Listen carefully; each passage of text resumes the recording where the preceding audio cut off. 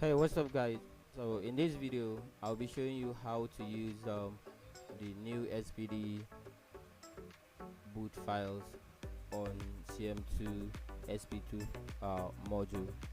So why do we need this boot file? So the reason is that most of the time new devices are being released in the market, while our flashing dongle or flashing boxes could not have pulled that update on time onto the flashing interface. Right now, for example, for the sake of this tutorial, I'll be using Itel A33.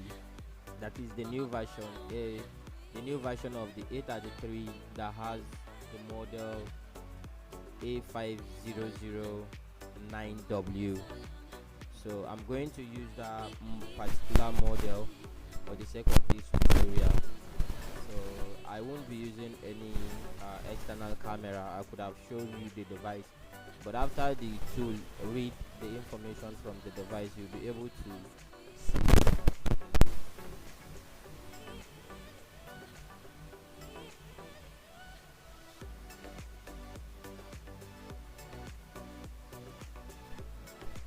So now the first thing you need to do, this is very important. So more even not even what you're doing doesn't relate with this particular task.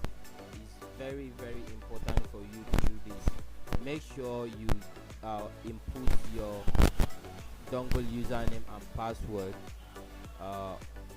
right here on the setting tab. So if you don't know where to, maybe if you don't know your username and password and you don't know where to get it, it's very simple. All you need to do is head over to CM2 website and download dongle manager, this very one you're seeing here. So you download this one and you run it. So running this, you come to this read username and password. So it's going to read your dongle username and password, and then it will show you.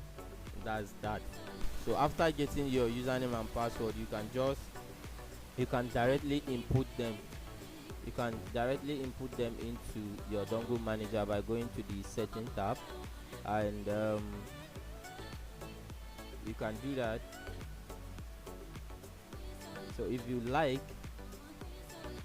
you can just copy the information and paste it somewhere, so that next time if you want to use it, you don't have to go to your dongle manager.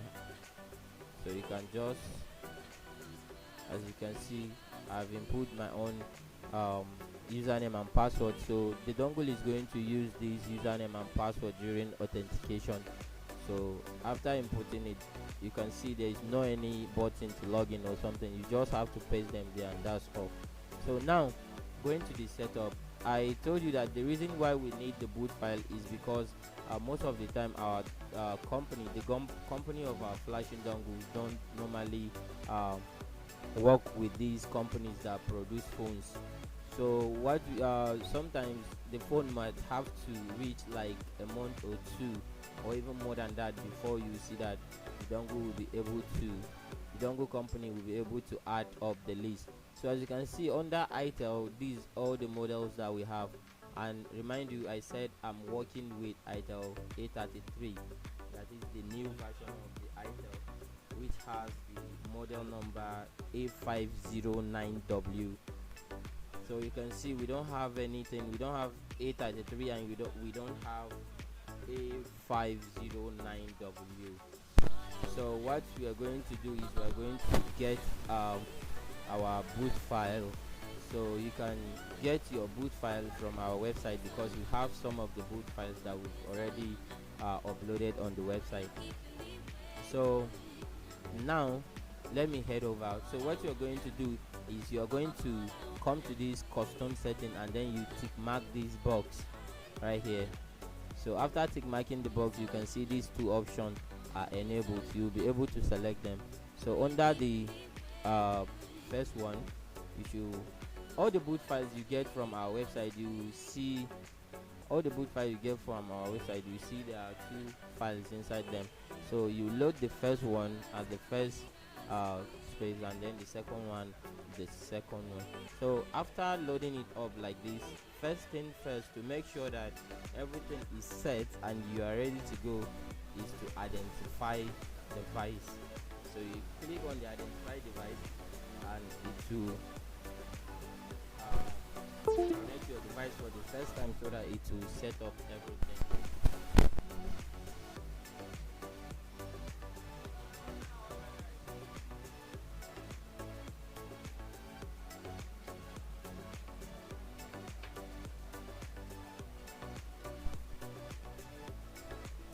So now we are connecting our device for the first time for it.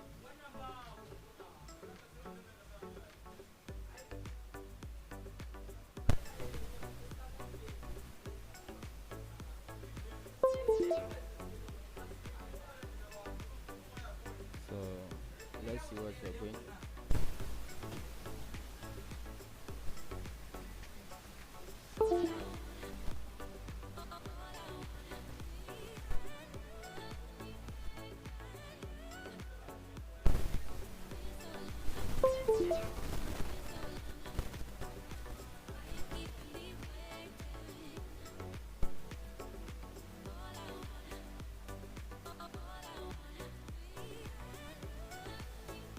Oh, so it's like I'm having some drivers issue. Yeah, you can see I'm having a driver problem. So now I'll try to fix because these are new Windows on the computer. So I installed some, but maybe I didn't install the right one to work with the SPD model. So I'm going to pause the video and install all the drivers needed. So if you also don't have all the drivers needed, you have to get them installed before you'll be able to proceed. So now I'll see you in a bit after setting up the drivers. So guys, welcome back. Now after setting up all your drivers, and then make sure you are using the latest version of this flash tool, and then you go to the setting tab. Make sure you have your username and your password being input. What you need to do now, after coming back here, remember I told you I told you the other time that your model, if your model is not listed here, you go and get your boot file. After having the boot file, you come to this custom setting, and then you tick mark this box, and then you then select your boot files. So you can get your boot files from our website. We have most of the boot files uploaded on the site. If you can't find the one you're looking for, you can chat us on WhatsApp if we can get it for you, or if we have it already, then we'll share it with you. So now after setting up the first and second boot, now then you identify. So these are where we stop the first part of the video, where I tell you guys that I have to install some drivers on the computer. So now let's see what we are going to have this time. Alright, I'm connecting the device now. The device is being connected now.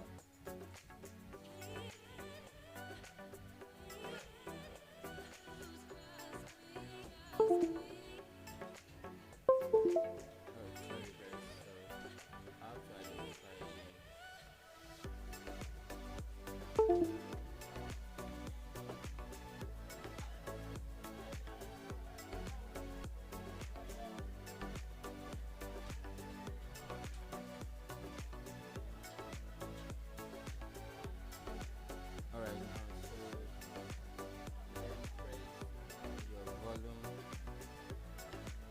down, and then connect. So now the device is being connected, and let's see what we have this time around. Alright, so it's initializing the boot right now. Okay, protocol setup. Alright, so now he's sending the flash boot. Alright, so now he's under the authentication. So at this stage is where he's going to check your username and password to authenticate. So as you can see now, it says boot done. That means it has already configured the boot and is ready to communicate with your phone. So as soon as you see this boot done, 100% your work is done. So now after identifying, it's going to show us our device model. Number. Remember I told you this device is A509W. Alright, so you can see the Itel A509W. Alright, so it's reading some other information. So right now, after reading identifying the device, we are done with the setup. Now we can just go ahead and make some other settings. What I'm going to do here is reset my FRP, the factory reset protection. That's what I want to do on the device. After identifying, so you can then disconnect, go and select the dash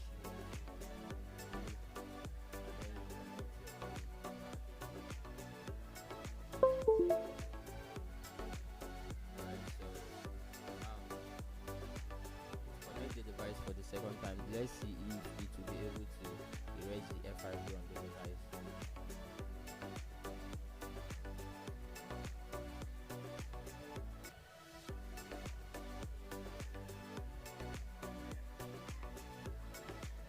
Alright, good, done.